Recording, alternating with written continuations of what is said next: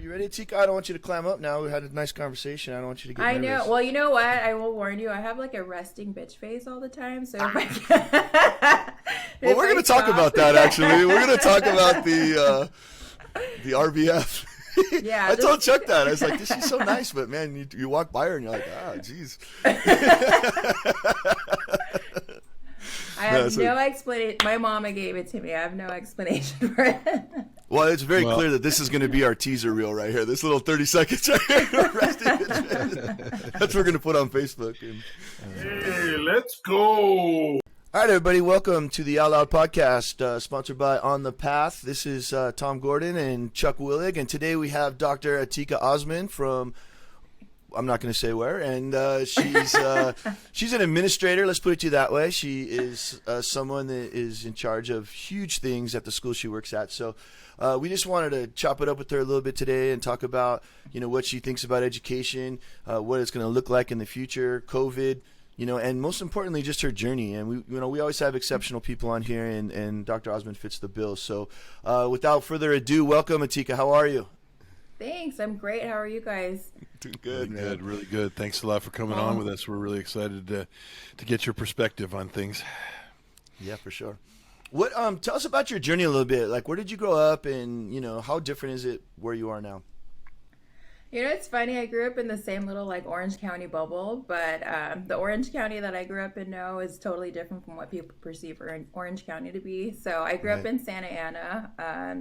I like to say that it's the hood, but people are always saying that's an exaggeration. But if you live in the streets that I come from, you just see the most random things. Like, I used to walk myself to school since kindergarten, walking right next to homeless people dealing drugs. I've sat in front of my friend's apartment in high school and seen a drive-by. So that's the kind of neighborhood that I grew up in, and it's so interesting to see, with the beauty of Facebook and social media, just kind of keeping in touch with your classmates, kind of where everyone's ended up. And it's just interesting to see everyone's journey, kind of stepping back and thinking wow, everyone had the same beginning and the same opportunity, in elementary, middle school, high school, but we all ended up in such different places. And it's just something beautiful to see kind of everyone's journey, but at the same time, really understanding, different life choices brings you down different paths. And here we are. I'm 32, and just seeing my peers from high school at 32 kind of all having kids or, working this job or that job. It's just really interesting how one community and one neighborhood can turn out so many different kind of people and so many different career paths and journeys for a lot of different people in my shoes. Just scientifically, non-scientifically speaking, do you feel like the people that you grew up with generally are high achieving or generally crash and burn? What's your gut? I know there's no numbers on it, but well, that goes to a bigger conversation on what people define success as and what people define happiness as. Because, in one perspective, I have a great career, I have great family and friends, but on the other side, I'm not, married, I don't have kids, so that might not be someone's definition of success, whereas some of my classmates have kids, a house, they might not be working, but that's their definition of happiness and success. And, some of my classmates have ended up in jail or, dead. Some of my classmates have, gone on to move away and do bigger and better things. So it's interesting, just to kind of sit down and talk about happiness and success. What does that mean for you? Because in one person's mind, I'm lonely and I'm career driven and all that stuff, and in someone else's mind, she's got it all, she has a nice car, nice whatever. So it just depends on what perception is. Yeah, I have this this myth in my head that you have to have a little bit of challenges when you grow up to be successful. There's obviously people who are given amount of monies and things like that, but there has to be some grind, or there has to be some path that's rough to make the resilient person, the successful person or whatever. I completely agree with that for sure, Tom. And that's just something, I think growing up, if it's handed to you, you don't really value it. If it's handed to you, you don't really work hard for it or sustain it. When you have to work your ass for it, and when you have to keep grinding and you keep getting a door closed in your face, or if you keep getting rejection, you're going to want it more and you're going to work harder to keep it. So I definitely think that has a lot to do with, being resilient, but also translating that to success. Atikah, what do you think was the things that contributed to your being successful in whatever way that is, you consider yourself successful, because there's a lot to what you're doing now that would, most of us would all consider very successful.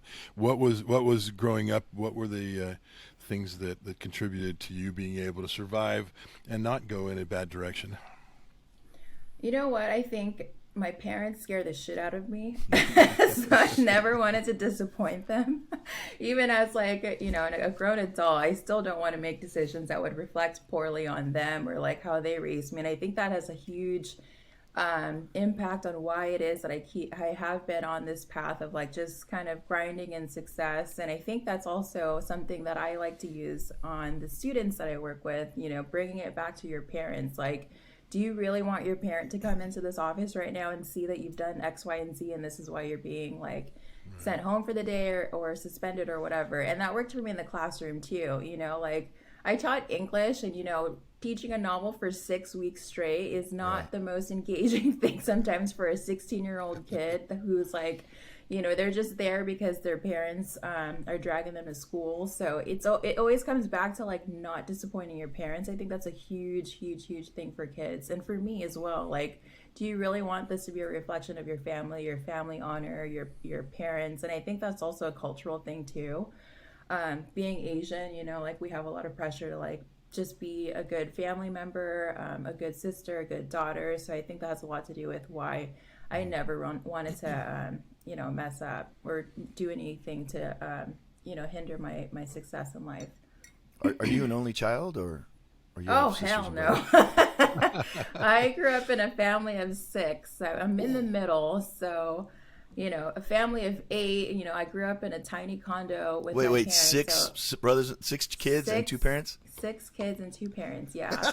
and my parents used to like host people when they were like first coming to the country to like get them settled and all that. So it was always crowded. You had to eat fast or you weren't going to eat at all. Like, you had to make sure everyone was taken care of, because my parents both worked several jobs growing up. So we never really saw my parents, even though we had each other, like everyone was just kind of scattered in age. So, even though I grew up in a big family, it was kind of lonely. We all, my parents worked a lot. My siblings were a lot older than I am, so it was just like we had a big family, but we weren't ever together. It's interesting. Yeah, very. What is your parents' country of origin? Are they from? Are they My immigrants? parents came from they're refugees actually. Oh, they came wow. from Cambodia during the Khmer Rouge. So not by choice they came here, Right. and they settled in Orange County in the 1980s. So they've been here for like 42 years. Mm-hmm. I don't even know my math. 41 years. I clearly taught English and not Yeah, math. right. And they've made a life here for sure, like 41 years. But it's funny, like they don't identify as American. Like they are American, obviously, citizens, but they don't identify as American. They've always kind of felt like outsiders here, embarrassed of their language. Abilities. So like growing up, we had a lot of pressure to like translate for them, take them to their like appointments, go out and do things for them, because they were just like, they always felt like outsiders. I had a weird situation because my grandfather, who's a Greatest Generation guy, World War II guy, he was English as a second language until he didn't speak English until he got to elementary school, and he assimilated so fully and so completely. It was unbelievable. The first time I heard him speak Spanish, I was like 10 years old, and we were in Mexico, and he started speaking Spanish, and I thought his head was cracking open, and there was something, he was possessed or something. He was just like, I was like, what in the world is that? And so I have this weird, and then growing up my era, and a little bit way older than you, the multicultural things were all what was happening in schools. Like, I did all these different dances with every grade we had a different, multicultural situation. But this assimilation was like the successful thing in my family. It was like that worked. And I often, my grandfather never taught us Spanish. He's like, nope, you're American, or he's an Angelino, and that's it. And, I was like, okay, seemed to work. So it's always confusing to me when we talk about multicultural, and because I know there's places in Orange County that are, Asian strongholds and Mexican strongholds, and Yeah, a lot of people don't know that, but Santa Ana was actually like a huge community of refugees. So I grew up with like a little community of like Cambodian refugees in Santa Ana, and it's interesting because like our elementary school was super diverse too, and you know, because of that and because of my religion, I grew up knowing 4 languages. So yeah, it was just confusing as an elementary student. Like, do I speak this? Do I switch over to this? You know, who do I, you know, communicate in this language to? So it's interesting that you say the assimilation for success because, you know, in elementary school, I was an EL student because I, you know, grew up knowing so many languages, but you start equating like English with success. So by the time I hit like 3rd grade, I stopped speaking. Yeah, I stopped speaking my native language. And now that I'm an adult, it's just like I can still understand it, but I can barely speak it. So when I went back home a few years ago, oh my God, I struggled so much trying to communicate around Cambodia. And I got so nervous because everyone, like every policeman had like a huge rifle across their chest. Like that's just their norm. And so any misspeaking or whatever, like they would just like, you know, you just felt like uneasy walking around not knowing the language. And I'm like, this is my home or my homeland. Like, why do I feel uncomfortable? So strange. What are the big differences now from where you lived and from where your family came from in Cambodia and now? What's the country like? You know, it's sad. Like since the Khmer Rouge, Cambodia hasn't really progressed much as far as like infrastructure, technology, access to education. Yeah, it just kind of stopped, which is really sad because if you've seen any like movies or if you listen to any like music, Cambodia was such a big like rock and roll scene back in the 60s. And so that's just awesome to kind of see, yeah, if you guys ever have the time to like research, they had a huge rock and roll scene back then. And you know, now that it's 41 years or whatever after the Khmer Rouge, you would think that they would kind of have progressed along, especially being so close to like Singapore, Malaysia, Thailand. They haven't really. It's like they're stuck in time. Like they still have landmines from like the Khmer Rouge there. And there's like signs like don't walk this field because, you know, there's still active landmines out here. So it's just interesting. It's just kind of stopped in time, and a lot of people still kind of hang on to that history, and it kind of cripples them a little bit as far as like progressing. It seems like there's a lot of travel advertisement, and I have several friends who've gone over and spent time in Vietnam, and what's the you know, again, what's the difference between a travel destination and growing up in those places now? It's interesting because like my dad's from a small village, like it's actually like 5 minutes away from one of the biggest resorts in Cambodia. Like my dad's from a beach town. Right. So if you guys have heard of like Otta's beach, that's like a huge resort in Cambodia. So 5 minutes away, you'll see like a little fishing village. And that's where my parents are from. It's like night and day, like the daily life of these people living in this village, like growing their own vegetation, like, you know, raising their own cattle versus like 5 minutes away you're at this beautiful beach resort where you don't even see the locals hanging out. It's all like tourists. So it's just interesting that the 5 minutes away you'll really see the real Cambodia, but no one ever goes that way. And it's just like, it's not even an unkept secret, it's just unkept. It's like scary and sad and shanty to like go there, but that's home for me. Like when I go, all I do all day in Cambodia is just chill in a hammock and just watch the chickens walk by. Like it's so simple there. No Wi-Fi, no like electricity. Like that's where my family's from. Like just the farm, fishing village. Yeah, it's super like not what you think, you know, I would come from, especially like, you know, Tom, you see me around campus walking around, like I'm always super put together, like, you know, always have heels on, always have lipstick on. You would never think that back home for me is like a hammock in a desert, like I mean a barefoot. Yeah, for sure. No makeup. Yeah. Oh, that's awesome. Yeah, you had some really strong. You gave me some strong image. You know, you talked about being afraid of your parents. You talked about, you know, sort of the neighborhood. You talked about a few things. What were your parents doing? So they had a couple jobs, and did their work? Was it a work ethic thing that inspired you? Was it, I want to be different than that? For me, as much as I love my mom to death, I just didn't want that. You know, like I said, Yeah, I'm never going to live in, I'm going to go to college so I don't have to live in Norwalk. You know what I mean? Like, ironically, I bought a house in Norwalk, but like, you know, like I had all these little promises I made for myself, you know, like, cause it was hard, you know, and it was like, I look around and it wasn't as easy, you know, or my situation wasn't as easy. So was there things about what your parents did that sort of inspired you to go in this direction? Was there only one way to go, or could you crash and burn?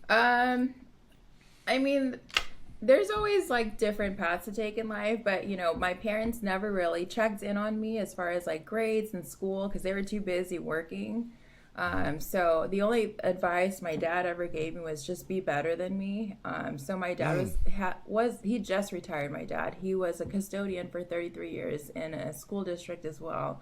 Right. So, you know, always just telling me like, you got to be better than me. You don't want to do this. You got to, you know, have more for yourself. So I think that was just like truly inspiring, but it was nice because they weren't like on my back about accomplishing things because they knew I was going to do it. You know, like they knew that they, you know, I think the only thing they brought with them to this country was just like the clothes on their back and the values that they had. Mm-hmm. So, yeah, these values of like education, working hard, you know, being resilient, those are the things that they carried with them. So those are things that they gave their kids. I think it's so cool because it's like a movie, you know, here your father is working in the school, you know, potentially the most overlooked position in the whole school, right? People walk by custodians all the time. They don't think anything of it, you know, it's the, and then, you know, we don't know that they have to pass tests for chemicals and they have to be trained and educated and they work hard and they got to be smart. And here you are kind of on the other end of the spectrum, sort of at the top of the pyramid. I mean, ultimately, I'm assuming you'll be, that's your thing is to be a principal, but like assistant principal with the doctor is pretty damn far from that. I guess, in my opinion, you know, I just think generally it is. I mean, I think I know a little bit better than that, but what happens now? Like you've had this vision and you've got your doctorate and you did everything. There's nothing more to do now. Are you scared that there's not going to be a next step or a next? No, never.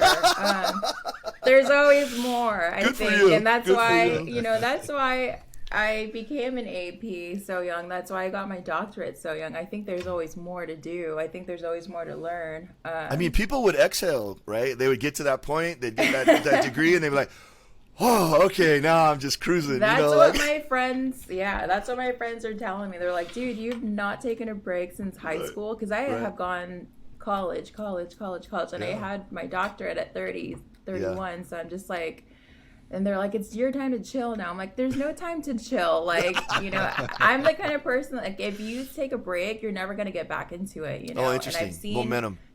Yeah, I've seen so many of my friends take a break from school and they've never gotten back in, you know, and now that they're older, they're like, oh, I don't want to go back because I'm like going to be the oldest person in class. And that totally, I get that. But, you know, this is why I keep pushing myself. And this past couple years with COVID, it's been difficult because it's like everything kind of stopped all at the same time. And like people in general have just kind of slowed down. And I think it's really hit a lot of people in terms of motivation. And I even got into a funk myself, like, oh, whatever, you know, we're in COVID, I don't have to do much or whatever. So I lost a little bit of my own motivation for the last year as well. So I'm trying to reinvigorate my passions and, you know, I'm trying to get back out there and try to find conferences and, you know, try to see what I can write for papers or whatever. Because I just feel like there's always got to be more to life.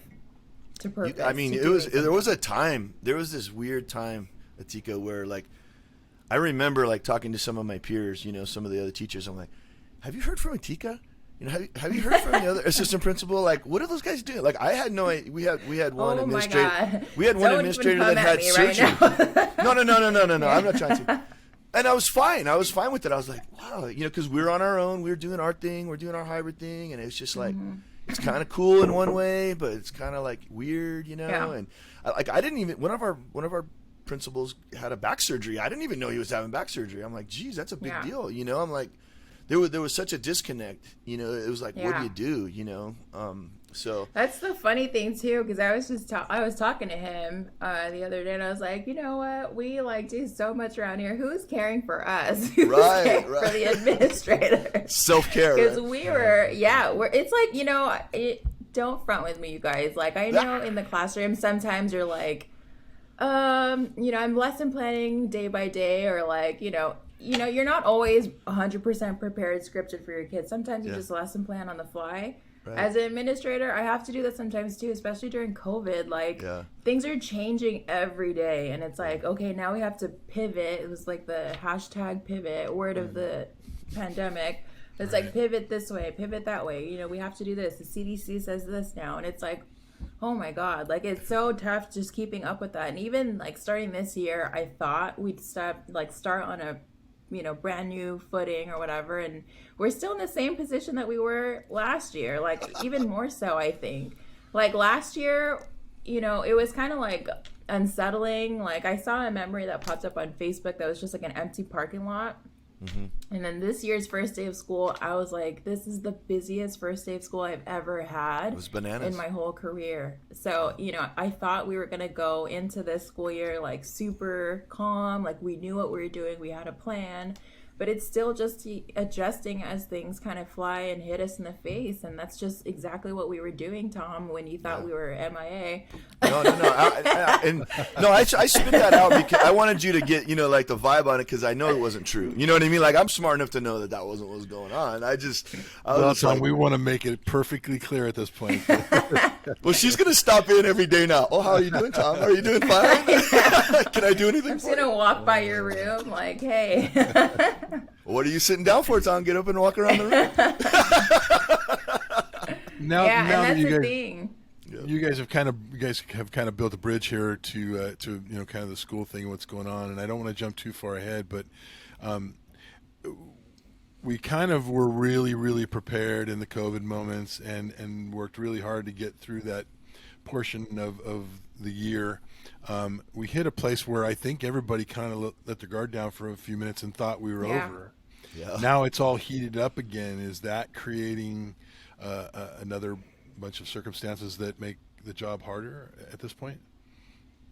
Yeah, I agree. I mean, like I said, I thought we were coming into the school year pretty confidently, and then, this Delta variant comes out, and, we have things in the news heating up about like, people just not wanting to wear masks on school grounds, and it's just kind of contentious all the time, and it kind of makes us anxious, like what's going to happen at our school, like what's going to happen in our community because of all the stuff that's happening around California, even not even just in the country. So we definitely, or at least I was, like confidently coming into registration, first week of school. But like I said, I mean, this week was not even a full week, and it kicked my ass. So it was just tough. And it's just like, this is day, 3 down, and over 170 to go. Yeah, my throat was on fire on Friday. There was no conversation with Colleen. I was like, you know what time it is. My throat is thrashed. Yeah. I'm out of shape, Yeah. Just being in teacher shape is a special deal for sure. But, I know parental conversations are probably at the height of being the most stressful at this point for administrators.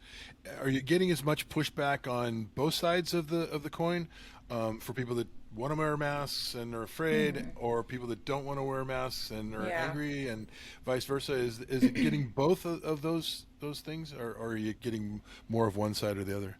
You know what? Thank God. I think our district does a good job of offering different options. So we haven't had too many I haven't personally had any parent complain about wearing masks or anything. So it's literally, if you want to come to school, you got to follow school rules, school guidelines, and be here, or go to our online academy, which has been working very well for us. And thank God our enrollment hasn't gone down. Because, for the most part, people are willing to comply just to be back at school. Kids are happy to being there. Kids are happy socializing. Kids are happy playing sports. We have big games coming up. So I think just being back to some kind of normal, even if the adults are kind of on fire, the kids are still having a good time at school. And that's all that matters, really. Chuck, Chuck, I think the access that our parents believe that they have with the administration is there's really very few boundaries between someone like Dr. Osman or someone like our principal. I mean, they just get emails directly from parents, talking to them like they're buddies or something. And part of it is because our principal has been around the district, and his children went through the district. But I feel so bad because the parents just think that they can call and say, hey, please listen to what I'm saying. And, it's not global is what I'm trying to say. No one calls and says, I know this is best for the school. Is there a way we could do something for my kid? 5% more for my kid. So they just know my kid needs this. I just feel like, oh Yeah. my God. It's interesting. I don't take it personally most of the time because they're just trying to advocate for their kids. Right. When it gets a little ridiculous, I just have to step back and laugh, but also come back to the table and respond respectfully. But it's tough. It's kind of tough because the kids need to learn to advocate for themselves. I think that doesn't happen very much just in general. I mean, when I was teaching in a different district, same thing. The kids don't know how to advocate for themselves or ask for help or ask for support or whatever. So I think it's super important to build those relationships with the kids. I think the kids sometimes they want different things from their parents or what their parents are requesting. So that's always, funny. So I like to talk to the kids more than the parents because I get down to what they really want and need versus what parents kind of feel that their kids need as far as their education goes. It's funny because I think the parents are just a little bit more out of touch than they might. I think that the world is moving fast, and I think the parents' vision of a parent's vision of what is appropriate is from the 80s or the 90s. It has really nothing to do moving forward. Is college an important thing for 95% of the kids, or is there other options now? Podcast. Can you make your money online? I don't know. I feel like. I shake my head. I get a little smile on my face. I'm like, you don't really know, do you? Your kid knows more than you a little bit on this deal, So it's very interesting. It's funny. I was telling Tom the other day. I was really worried. I had COVID. I had a couple other things going on, so I was really, really, really in tune with, really trying to pay attention to all the little things that I needed to do to keep myself safe. I was really concerned about what our quad was going to look like and what our classrooms, how much problems we were going to have in our classrooms and stuff. And we've been in school a week and 3 days, and in that week and 3 days, we had one kid that had to be removed from a classroom, and it was more of a teacher freaking out a little bit than it was the kid being defiant. And I would say 90% of the kids in the quad wore their masks outside, which blew my mind. I mean, and we don't have to wear masks outside.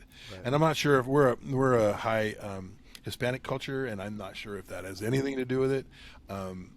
But it was really interesting to me to see. What do you expect from the kids going forward? Is there a feeling from the administrations that there are certain issues that are going to come up? You know what? I had the privilege, shall I say, of being the summer school administrator this year. So I know we have whiplash from last year, right, Tom? Yeah, exactly. And the kids were great. They never refused to put their masks on. If they didn't come onto campus with a mask, they came to ask for one themselves. Never had an issue in the classroom.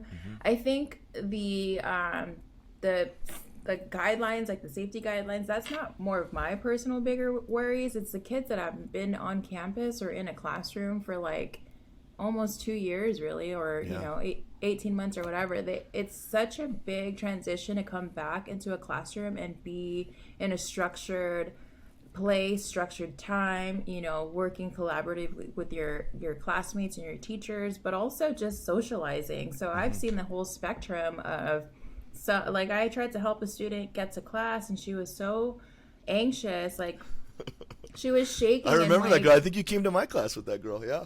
Yes. Yes, it was my class. And she was just so afraid of being at school for social reasons. And you have kids that, if you're not giving them attention in the classroom, they'll sit and, rattle their little cubicle thing and try to get your attention. And so it's just relearning normal behaviors in a classroom, rules and expectations and all those things. Those are my bigger worries. I think we're kind of in a honeymoon stage right now as far as classroom management goes. But I think, I'm just kind of waiting to see what's going to happen next. And that's the sad thing. If you are not going to make relationships with your kids from the jump and make them feel comfortable in your classroom, that's going to be tier one, just in the classroom, your own interactions with your kids. If you can't nail it there are going to be problems that we'll have to eventually see up in the office, and that's what I'm nervous about. Like, these kids are basically being corralled back into a structured classroom. Like, what's going to happen, Right. if they're not treated with respect, if they're not given meaningful activities, if they're not, relationships aren't being built, we're going to see something happen eventually. I was on pajama watch. I did not see one pair of pajamas in my These outfits have been saved for 18 months, Tom. Right. You're not Last gonna year's. see. I know a lot about not- fashion. That's last year's version. Atikah, I don't want to beat a dead horse, but from my perspective, I'm immunocompromised, and so I'm always looking at things from a different lens, and I see there's going to be a recall coming, and whether or not that works out or not, we don't know. And then I see this sort of bubble bursting with this Delta variant, which is approximately 8 times more contagious. Doesn't necessarily mean a worse experience, but it's certainly catchable. So in my mind, I see this thing happening where Newsom doesn't get recalled, and he's forced to make some choices again. I think there's going to be some choices to be made, I'm guessing, whether it's sports or whether it's school. And there's my biggest problem as a teacher is there's no contingency plan. There's no, this is what it's going to be, and this is step 2, and this is step 3. We're just kind of like, literally, Atikah, last time we sort of got told on Friday at 11 o'clock that we weren't coming back to school on Monday. Like, that's not good enough for me. And I don't want to get people hyped and excited and people get upset, and I don't want there to be political problems and all that stuff. But, I see something coming, maybe, hope, I don't know. And what do you think is going to happen as far as, let's say the worst case scenario happens? Let's say kids are getting sick left and right. Are they going to, how are they going to fight that fight because of what they learned the first time around? I'm in the same boat of uncertainty as you are, Tom. Like, literally, I don't know what the perception is of, like, what teachers think admin know, or if they're just, like, withholding information from people. A little bit. We're like, I'm not kidding you. We get news almost at the same time as you guys do, and we just have to make a plan as quickly as we can so that everyone feels safe and can continue doing the best that they can for the kids. So as far as like knowing what's coming next or like what our plans are, like we're adjusting as we go all the time, and it's super frustrating. But do you have your own set of contingency plans? You know what? We learn from our mistakes or not mistakes or successes from the first time, and I think we did a great job transitioning. Literally, not overnight, over the weekend. We had 2 days to do it, but the kids were resilient. They adjusted well. The teachers worked their butts off to try to make this happen still, and we had 70-year-old teachers, that finally retired last year, but they adjusted to this teaching and learning and all that stuff too, and they did the best that they could as well. So I think human nature, we just have to adapt and keep surviving, and right now we're just in survival mode, I think. So it's tough. I can't even tell you what I think is going to happen, because when flu season hits, it's just a hot mess. I know, Chuck and I talk about this all the time. We have conversations, and I feel like there has been from day one, there has been this, let's get back to normal, instead of let's grow. Let's use this adversity. Sort of, we talked about the greatest generation and all the things they went to that made them the greatest generation. It wasn't accident. It was the Great Depression. It was World War II, fighting fascism. Like, they had a lot of stuff to figure out before they became adults, and they were badass, and rightfully so. They're the greatest generation. And with this situation, I felt like everybody was trying to push back to normal. And that's great. I don't want anybody to be scarred, although I think scars are okay, to some degree. I do. I think you're motivated and you're tough and you have grit and all that stuff. But I don't, and I said this not too long ago to somebody, and they kind of looked at me with their eyes popped out. I was like, I don't think anybody would say our American system of education is spotless. I don't think anybody would say it's even an A.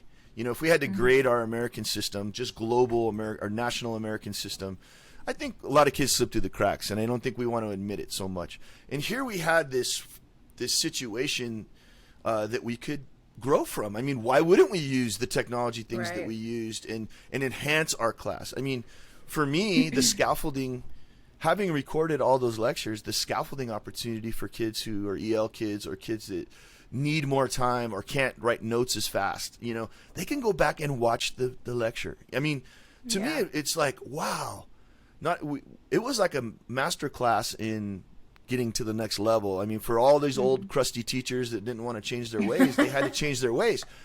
But now like I have a tear in my eye because now everybody wants to go back to doing the old worksheets and doing the old bookwork and doing the old, you know, the rows of gravestones. You know, they want to put kids to sleep. I'm like, no, we have this opportunity to be next level. This is version 2.0 if we wanted. Are you afraid? Or do you have any? I feel like we missed it. Do you feel that way? Or are you super confident in the way things are going? You know, it's interesting. I think a lot of people, like you said, they did kind of default back to what they were doing, which is really sad. I mean, when you think about it, when we had to transition to distance learning, it's like you really had to figure out, like, what are these kids going to log in for and be engaged in?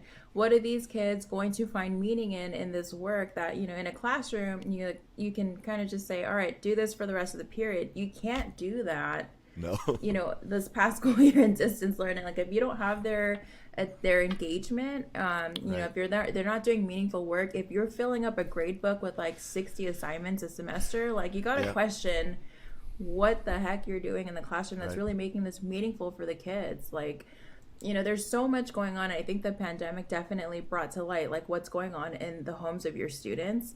And if you think that your vocabulary worksheet that's like 50 words long is meaningful to them when they have like 3 siblings jumping on each other like right next to them, like, you know, you kind of have to really assess, like, is this important? Is this teaching someone a life skill? Is this teaching them a soft skill? Whatever.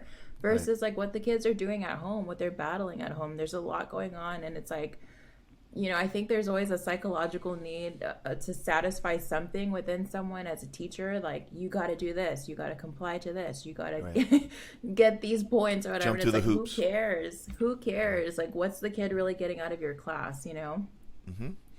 So I just resent. I resent the fact that we're going back to that normal that none of us really were proud of. At least I wasn't proud of. I thought, how dynamic can I be? I mean, that's always my thing, right? Classroom management is never an issue for me. Like, I've never written a referral in my entire career. Like, it's never going to happen because I'm going to handle it. But to do that, it's selfish, right? I have to create if I create a dynamic lesson, I'm not going to have problems. Does that make sense? To me, that's the magic. The harder I work, the easier it is. You know, like I and to go back to that, I'm like, nah, man, we're better than that. You know, we're not a third place team. We're a first place team. You know, it's like those kids that always, you know, it's interesting. Like when you track students, because I you know, here's also why I'm MIA. I like to shadow kids. Ooh, nice. No, so like, please don't get stuck on that. I don't. Please. I am gonna hunt you down. I screwed your whole program up, man. Sorry. So I have like a list of 25 kids every year that I like to shadow. So I visit them in the different classrooms and just kind of observe their behaviors and see how different they are. Because when you look at a kid that's struggling, more than likely he's going to be successful in at least one class, and you want to know why it is that they're successful in that one class versus the other ones. So in my time of just kind of tailing kids around school, you really start to see it's the teacher that makes a huge difference, is why these kids kind of like turn on the classroom and participate and want to do the work. Like, there's something, and again, human nature, you want to please people that, you know, you love or that you care about. Just like when I mentioned about my parents, like, you don't want to disappoint them. Right. Same thing with our students. Like, if they like genuinely like you, they will work their ass off to impress you, and they might not get an A on everything, but they'll try. Like, they'll even tell the other kids, like, hey, cut it out, you know, like, you know, this teacher's working there. For sure. And I've seen that in the classroom. So it's like interesting just kind of like watching these students. Like, they might struggle in your class, but if you kind of take the time to go see them in another class or check in with your colleagues, you'll see that their behavior is totally different depending on what setting they're in.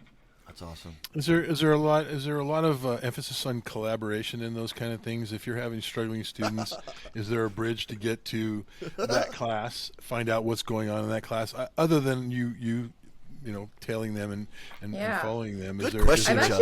Good question. No, you know what?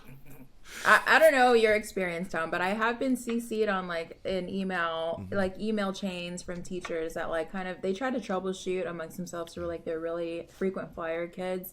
And I try to see, I do see that the teachers are trying to like understand what the students are going through. And believe it or not, I don't get a lot of office referrals. Most of the time, kids come in. Oh, I mean, I have everyone says the easy office. I do curriculum, so I get the fun, sparkly stuff. Right. But we it's always the same, maybe 10 kids that come in the office for the same reasons. But it's when it comes down to like making that connection with an adult, like they always, when I talk to them, they always mention one adult that like listens to them, and I think that's super important. When I have a kid in my office like just losing their mind, it's always because the adults aren't listening. So it's just interesting. Right. And now a word from the content creator. We wanted to thank you for supporting us by watching our videos. We would like to ask for one more bit of support. We cannot continue without subscribers. We are searching for sponsors, but we need to prove their business will be seen. If you get any value in our videos, please consider subscribing. For those of you super fans who have already subscribed, please hit the like and leave a comment. We need those thumbs up to get the video to new folks. We need the comments to point us in the direction that will interest you. You've been with us from the start. We are in your debt. And if we don't get any sponsors, we are going to be in debt. Peace and love, Chuck and Tommy G. www.outloudpod.com. Is that the common denominator then? Is the listening factor, or is there Yeah. from coaching? At least for me, yeah. Yeah, in coaching, we and Tom and I have talked about this with other guests, but I have a whole philosophy about loving our kids and them loving each other. And when I first took over the job, and I said your only job is to love each other, and my job is to love you, they looked at me and said, please get me a real football coach. You're not that's not what we're looking for. Yeah. Once they understood that concept, that our staff was not going to allow them to fail because we loved them, and we were going to follow through, and we were going to care about grades and how their families were and those kind of things, they started coaching each other. Like you said, they started saying, hey, we'll take the leadership role, coach, we got this, because they understood the process. And I know that happens a lot in classrooms with good teachers. They feel that certain bond with the teachers. What does an administrator focus on, and maybe a whole administration, in terms of that teacher enrichment that talks about those things? What do you guys do to enhance those things? Are you talking about like building relationship with teachers or with students? Building relationship with kids, but the kids, their interaction with it. We all went through, everybody on our campus went through Capturing Kids' Hearts, which was just a 2-day seminar thing that we went to. And it just taught us about interacting with our kids in a meaningful way, and the way we speak, and the things that the words we use, and the way we connect. All our teachers come out every morning and stand at the front gate and shake every single kid's hand that comes in the class. Then during and I know our school's a little smaller and there's a different vibe, in terms of the size, but every lunchtime and nutrition time, they come out with trash pickers and they pick up trash. I have been to 7 schools in 30 years, and I have never seen a campus as clean as ours. Our maintenance guys come out, and it takes them 5 minutes to clean up the campus. It's unbelievable. Yeah. And the one thing that I noticed when I took the job, and I'll stop the long narrative here, but the one thing I noticed when I took the job, I went to go walk around campus and see what the campus was like, and say hello to a kid. Hello, sir. And there was a lot of that from kids, which was kind of blew me away, because normally you get a nod of the head, or a grumble or whatever, and that's it. What's up? I think a lot of it has to do with the teachers or the administrators out shaking hands in starting the day with hello, how are you, what's going on, are you okay today? And there's this connection where there's a lot more social respect, like maybe to start with, and it has built a really cool campus, and I'm wondering what, again, as an administration, what you guys are doing to, enhance your ability for your teachers that maybe are old school and don't have that necessarily, and maybe old school is not the right word, but Yeah, don't answer that, Atikah. Chuck, you could be a fascist on our campus. You could be the worst dictator, teacher, idiot teacher that tortures kids, and you still think you're making connections with kids on that campus. So anytime Oh my God, Dr. Osman or Dr. Miller, oh, sorry, I shouldn't have said that. Anytime our administration even broaches the subject, hey, be nice to a kid, they get like the rolling of the eyes, they get the back in the chair. I mean, I look around. We discussed something that I thought, I'm sorry for taking your thunder here, Atikah, but No, go for it. we certainly threw it out that maybe there should be some different grading policies. Maybe these isn't the most fair thing in the world, the way we're doing it. Can we take a look at some of these old archaic grading methods? And the room was just defense mode. How dare you? You don't know anything. You, apparently 31-year-old doctorate, don't know anything about the classroom. The negativity, I'm like, do you guys really think you're that great? I mean, we're all human, right? So we all got room to grow. I mean, why wouldn't you listen to what the administration feels might be something that we can improve on?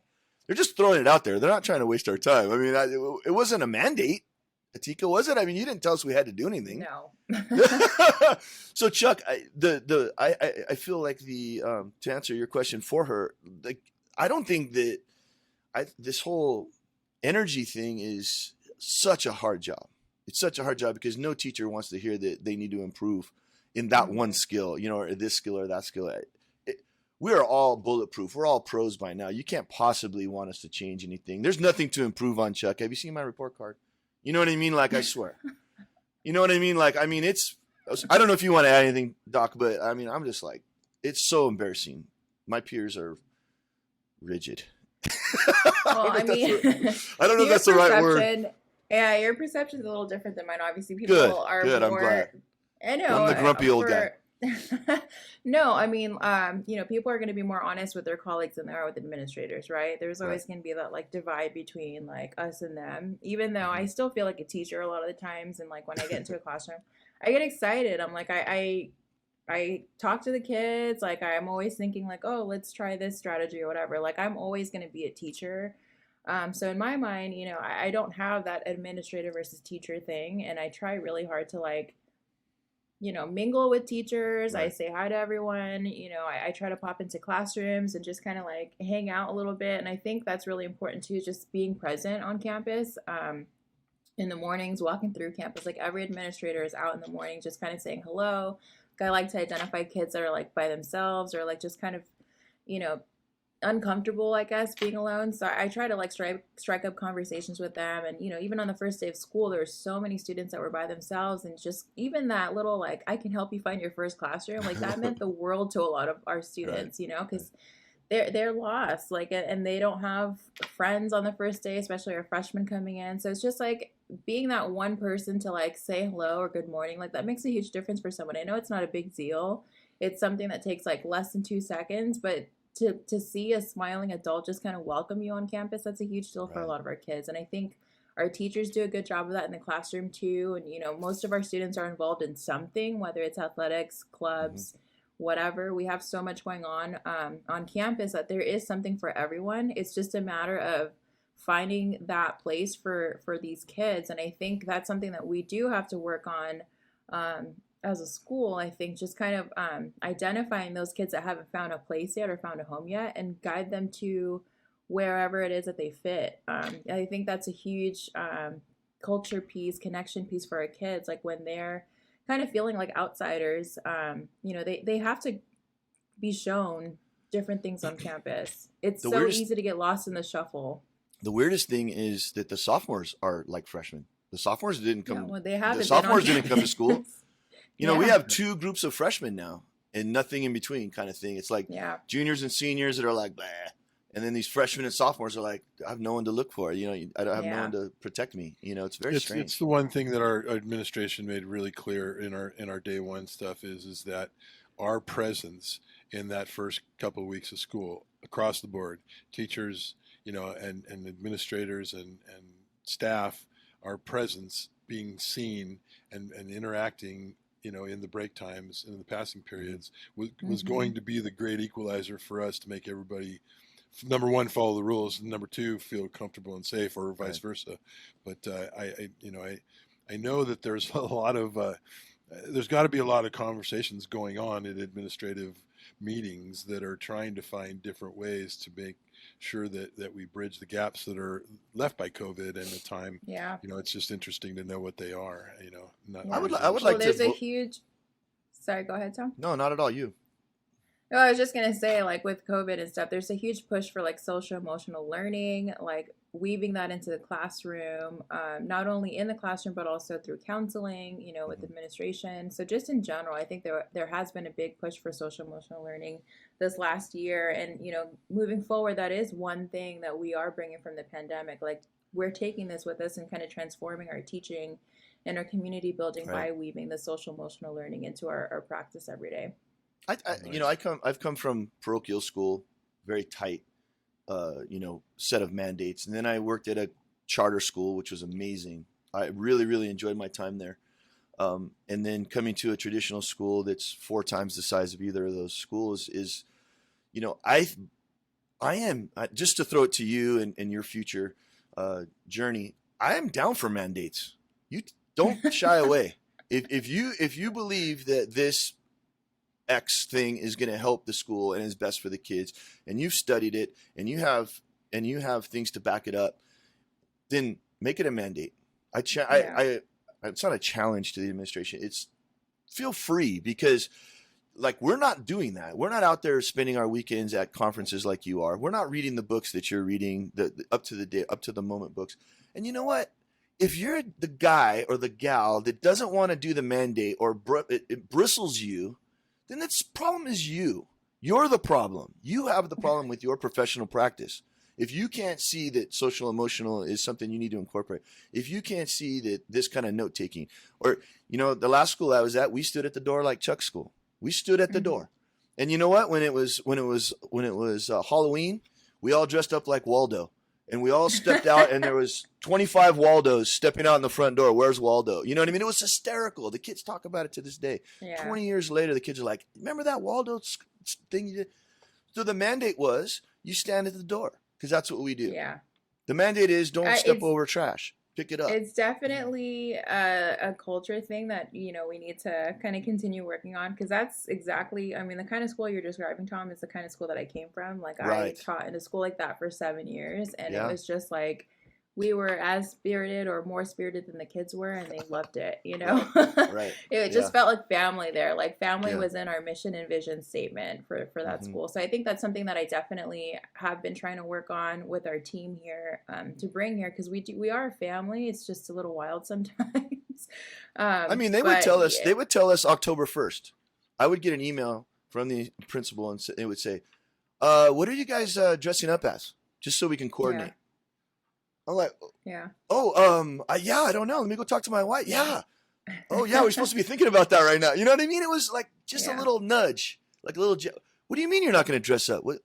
Is everything okay? Is there something wrong with you? So I guess my biggest question then, Atikah, is what's the biggest challenges then of a larger school that operates on a much higher level in terms of numbers than a lot of schools that do things like that? What's the biggest challenge to be able to get those kind of things done? Definitely buy-in, for sure. You can't, it would be nice to say, I'm going to do this, and I'm going to mandate this, and you're going to do it because I'm the administrator and you must do it. Like, that's never going to happen. So for me, I'm the kind of, it's not going to happen, Tom. They're going to chase me out of there with pitchforks. I have to be that person that's going to Right is right, Doc. Right is right. You're right. But I roll my sleeves up, and I work alongside people to kind of show them that I'm in it with them. And I think that's the challenge with administration. Like, people come and go all the time. Like, I could leave and be transferred to another school at someone else's, will. Wednesday. So I think when people say, why are you trying to push these new things? You're not going to be here for very long. That does kind of follow administrators, and why buy-in is really hard to get from certain administrators, because we're not going to be somewhere forever. Like the average time that an admin spends we gotta edit that out.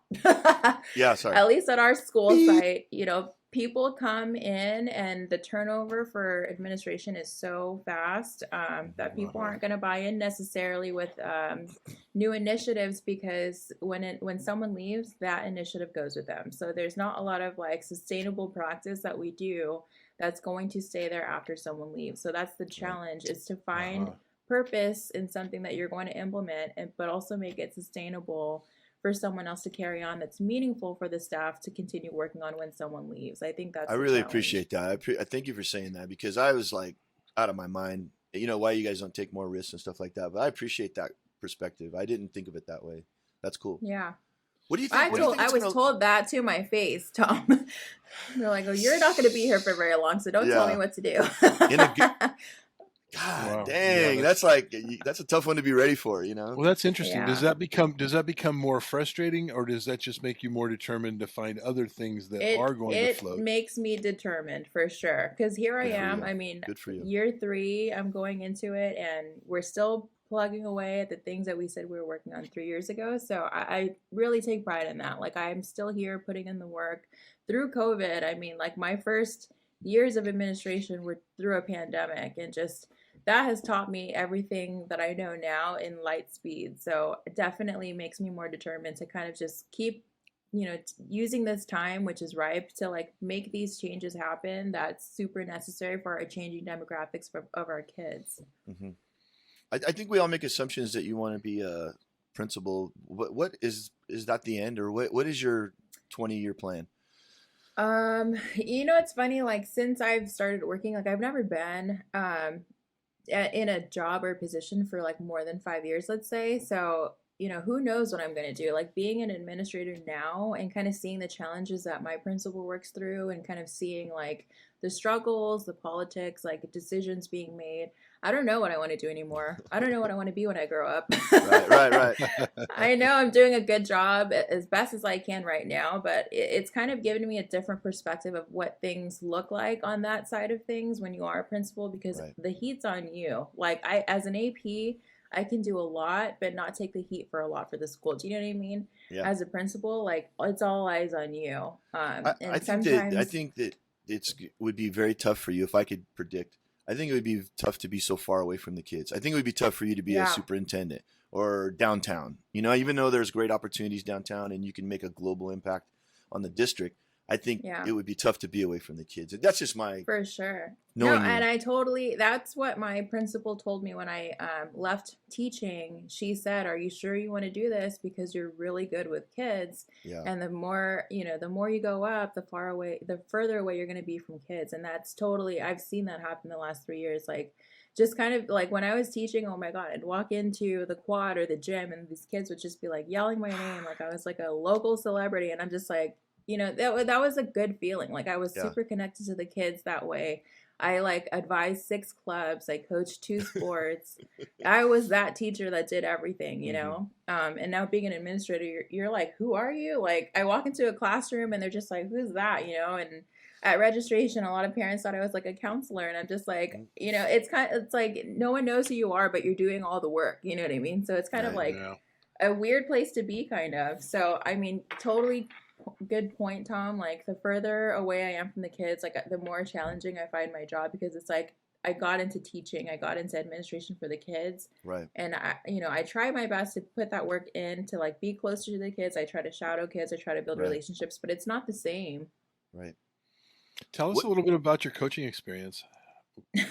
What'd you So, coach? I mean, we weren't like a D1 amazing, whatever. No. I'm more interested in your thoughts and philosophies on leadership and things like that. Yeah, what was your style? No, for sure. So I coached volleyball and softball in my previous district, and like I said, we weren't like this championship team or anything. So my whole thing about coaching was that I got to see these kids in a different environment. Like, I got to see these kids outside of the classroom. Like, I got to see these kids just want to be there after school and put the work in. And as a coach, like, I was tough. I mean, it's the same thing. Like I became like kind of like a tiger mom. Yeah. Like Yeah. you're going to do this. We're going to, work as hard as we can. I don't care if we lose, but I want to see that you guys gave it your all and that, we have good sportsmanship and we come out of it proud of ourselves, regardless if we win or lose. Right. And, these kids that I coach, these more than, I want to say one maybe played the sport before trying out for the team. So these kids were just literally, we bought them equipment a lot of the times. We coached them the fundamentals. We taught them everything pretty much at the high school level. So it's like we're playing games against these kids that like do travel ball or they have club teams. And it's like, you have to kind of go into it knowing that you're doing this because you love it. You're doing it because you want to have fun, but it's not because we're like, this is like our, you know what I mean? Mm-hmm.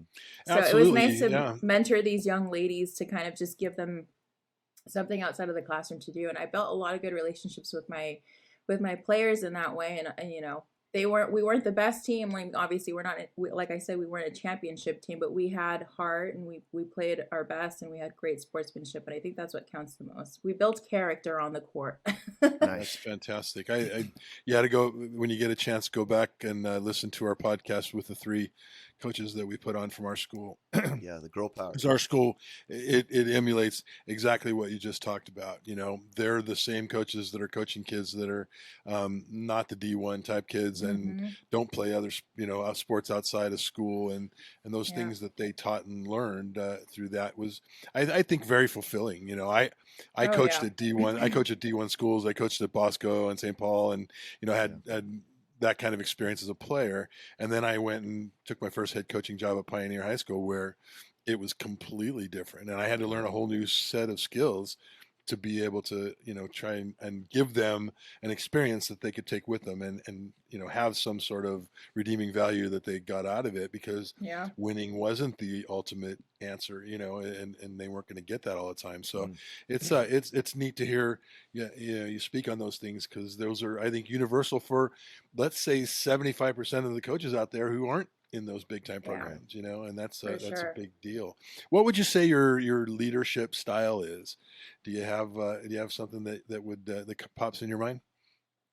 Well, like I kind of alluded to it. I'm definitely someone that likes to lead beside my team. Like I don't ever try to mandate anything or demand anything, but I think people know that I have very high expectations, and when people buy into what I'm kind of trying to push, like people definitely, they work hard, you know what I mean? Like, so I think just being able to see that I'm about what I'm doing, like I am going to get in there with you. I'm going to roll my sleeves up and get dirty with you. And, if we fail together. If we succeed together. And I'm definitely that person that kind of uses the we pronoun more than the I or the me, because we are a team and whatever we accomplish, it's together. So definitely, being, a servant leader that works alongside my team is definitely the kind of person that I am. I love that. That's fantastic. Yeah, those are the coolest words we all love to hear in this program, and that's kind of why we do what we do here. We started this podcast during COVID when all the information coming out was just negative politics and negative with the COVID situation and fright, fear, and so bringing on people that talk about those kind of things. So we're happy to hear you say those things, and I'm sure it's making its impact across the board with kids that you come in contact with. Do you have your first book planned yet? Are you going to write a book? And if so, what's it going to be? Yeah. The other administrator that I work with always said that I should write a book because I have such an interesting life story. Right.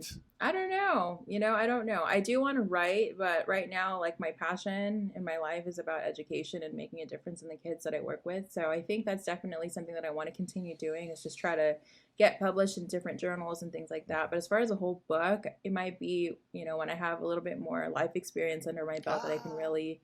That's just volume one. Just do I know, volume right? one. Chapter 1. Memoirs from the beginning. Yeah, there you go. I know, yeah. Well, Atikah, I can't let you go, or we can't stop without talking about. I coached softball for 32 years. I coached football for a little bit less. Football was easy for me. That was my world, and all the great successes as a professional coach came from coaching women. I was raised by a single mom. I have this I don't know what it's called, like a weird feminism, like gene, like my wife's a rock star. She's punk rock. She's badass. Like, I'm like, wow. Tell me, is there anything that you're passionate about when it comes to gender and being a leader, and having this whole population of kids at school that are female that maybe aren't getting, I feel like there's a transition to make things a little bit more equal, but I'm sure every generation says the same thing. What is your thought? Do you have any thoughts about feminist concepts or leadership in the female world, or is that even? I spent a lot of time actually making connections with other female administrators and female leaders. I think, oftentimes we work, there's a lot of female teachers, but when it comes to leadership, it's Right. a lot less, you know what I Right. mean? Especially, so the percentages kind of go down and down and down. So if you're a woman, it's less when you're a leader. And Asian women, especially, there's only like 2% Asian Right. women leadership in California, That's which unreal. is like Oh, wow. crazy, That's right? So I think for me, the first thing about empowering women is just empowering my colleagues. Oftentimes you have women sitting at the table but not really speaking up. So I think that's really important to kind of just bring them into the conversation, include them in the decision making. So Open the door, yeah, we do the work. I mean, our team, we have female leadership on our team, but like making them a part of the conversation and intentionally including them in the decision making, I think is a huge thing. As far as like mentoring other female leaders, I definitely go out of my way to like introduce myself, bring them into the networking, and be purposeful with that. So just making sure that other female leaders are brought to the table and are included in the conversation is super important to me. But also seeking out potential female leadership as well, like on campus or wherever I'm working. I always like to make sure that I am kind of connecting with people and kind of gauging like what makes them tick. Like I always try to tap into like people that kind of hide in the background or in the shadows. Like, that they're talented, they have something up their sleeve, but they're not coming out and showing it. And, you can, on your own campuses, you'll see there are great people that are super dynamic, but they're not in your face about it, and they're not like out here showboating about where they're great at. So I'm really good, I think, personally, finding those people that kind of hide in the shadows but are amazing, and kind of giving them that confidence to like come out and do something with that, and be a part of the conversation. As far as their students go, when I do get to talk to them, like I don't even look at their grades or their discipline screen or whatever. Right. I genuinely just talk about like, what do you want to do when you grow up? I know that's such a basic question to ask, but it really opens a whole conversation up of like what their passions are, what their interests, what they do outside of school, like, who's in their life. It's just such an amazing, powerful question to ask. And even if you ask an adult, it's like a great conversation started too. Like, what do you want to be when you grow up? Right. So I definitely think that's super important to like understand people's why and what makes them tick. And I think that's the why. a great. Yeah, I know it's like what beating a dead horse. I mean, like, start with the why. And that's been like the conversation started for like most of our PDs for the last few years. Mm-hmm. But I don't think people really understand the value and the importance of starting with the why.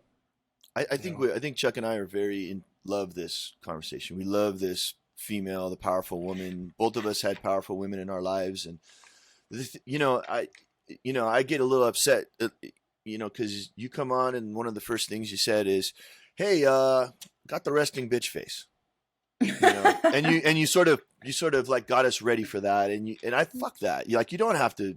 No, man. We put that on you.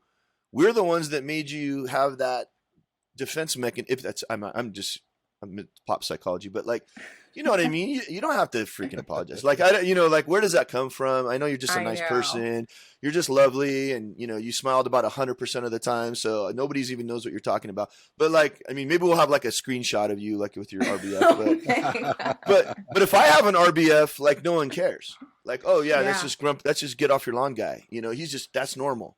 That's just, and even to that level where you can't, if you're a tough chick, then you're a bitch. Or if you're a tough chick, then you're a C word. Or if you're, here I was, if you weren't that and you were a Division I girl, you had to be tough, right? That was the difference between a regular girl and a girl that was going to Division I on a full scholarship, was how tough and where the grit. And we can't embrace the grit, and we can't say to the women, hey, grit is good. it's okay to be tough, because guess what?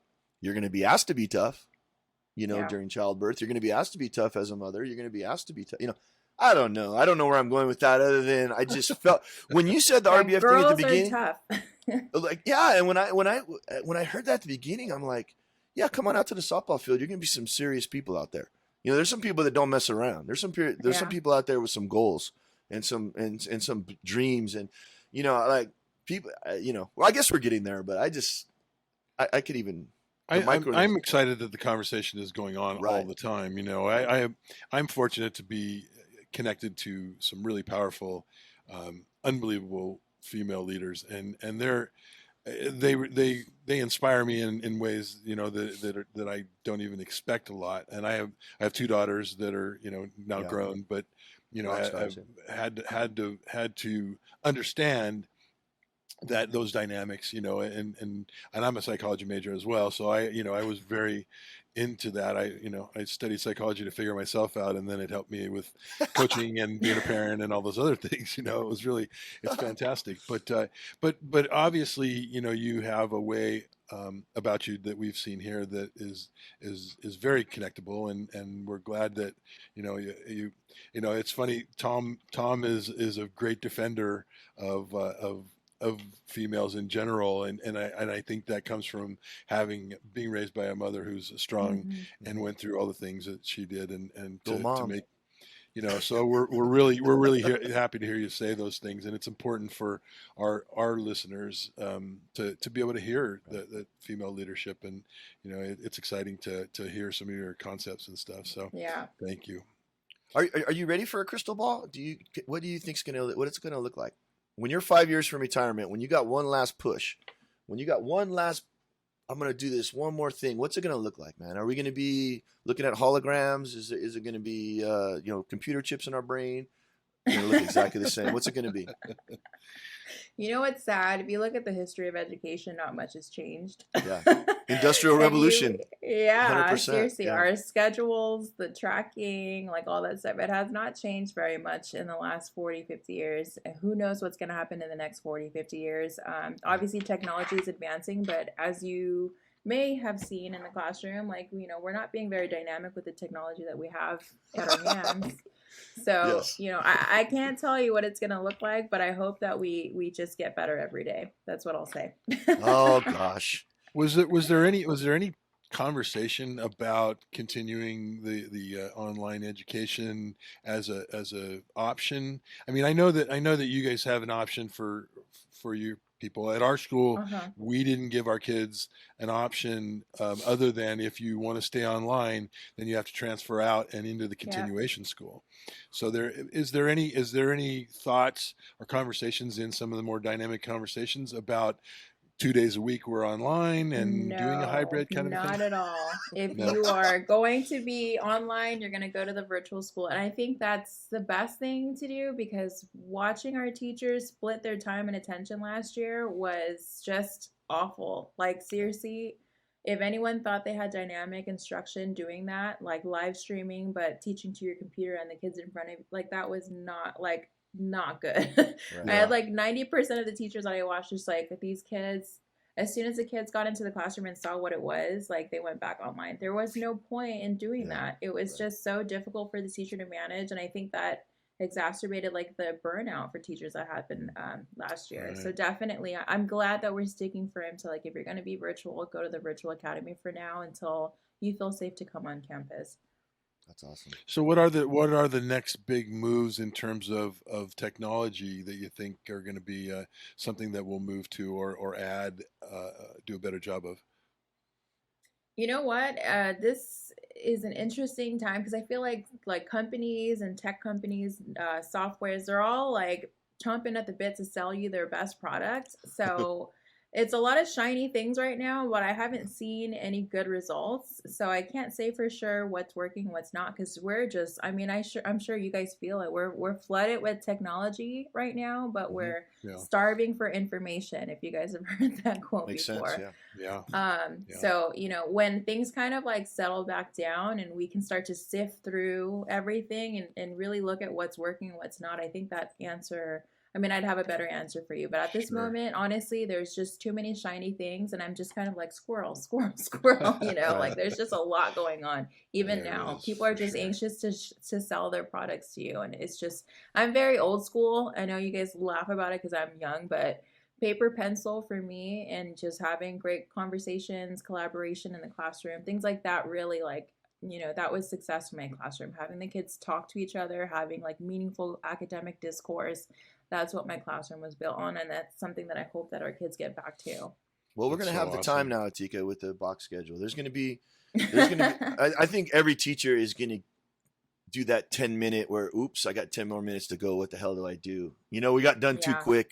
We got 12 Yeah. minutes left before the bell rings. I'm not going to let them go. What am I going to do? Well, And that's a let's- beautiful thing. I had someone text me the other day, like, "Oh my God, like I can't believe the time flew by with my EL students. Like we had such a great classroom." And I'm like, people were resisting because it's new, but that's just like with everything that's new. You gotta like feel it out and see what works for you, and eventually you'll start to see that there are a lot of benefits to having new things like a new schedule. I need to have like a little card catalog where I can just pull out a card for that last 10 minutes and go, here's a topic. Let's talk. Oh, don't You know what I mean? guys So do a I don't- speed round. Little speed round, yeah. Like Yeah.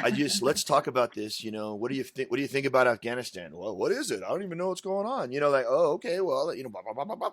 10 minutes, bell Yeah. rings, we're mid sentence. That I love it when we're mid sentence. That bell rings and I'm like, okay, bye, see you later. Like that's so rad. I mean, it's a success, and I just think that if we just had a bag of tricks, maybe we should sit down on a Sunday and we should come up with some cards, Atikah, and then give them to everybody and here you go. Here's your last There 10 are minutes. pre-made cards. I have one in my office for you, Tom. Right, even a calendar, right? The thought for the day calendar. Yeah. Anyways, did we miss anything, Atikah? Did we cover everything you wanted to cover? Is there anything else you're passionate about? Yeah. Okay. Man. What did you write I don't know. What did you write your doctor thesis thing on, or whatever it's called?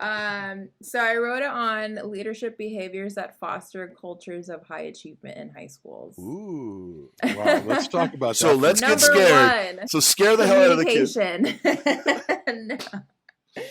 No, it came down to the same things: communication and having high expectations. That's That awesome. was the common thread. How many and pages? That's something that I try to do. Oh man, it was a lot. Honestly, like I tipped over 300. Oh Lord. That's Oh, Yeah, Lord. that was my first year of administration, was finishing my dissertation. I So I'd remember. like work till 5, 6, write for a few hours, Yeah. and then it was like my life for the first, I remember. 6 months of my Remember, that's awesome. All Well, that's right. fantastic. Well, thank you so much for sharing all that with us. Yeah, And, you're welcome. yeah, it was very interesting to hear your perspective, and we'll wish you tons of luck. And we'll finish up here with all the fun things that we do before Yeah. we jump off. But thanks for Thanks. spending Thanks for Sunday morning having with me. us. Yeah, awesome. You're the best. Okay, cool. So Atikah, we're gonna do the quick flow questions. I gave you those questions, so hopefully you're prepared. Desert Island Records. What are the music that you're gonna take? Or if you want to do books or whatever you want to do, what's gonna take on the Desert Island? What's your 5 records? Desert Island Records. Everything Beyonce. I know you're gonna laugh at me, but she definitely empowers me so much. Queen Bee, baby, Queen Bee. Beyonce. If she comes back in concert, we'll go. Okay, if she comes back in concert. Oh, for let's go. sure. But not at the Rose Bowl. That was a terrible venue. Anything Beyonce? Okay. Anything else? Yeah. Anything more traditional?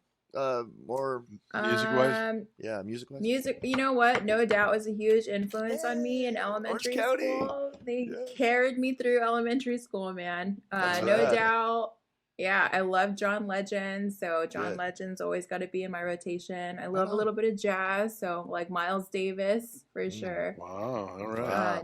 Nina Simone, yeah. Yeah, you gotta I'm a very eclectic untie the music. knots.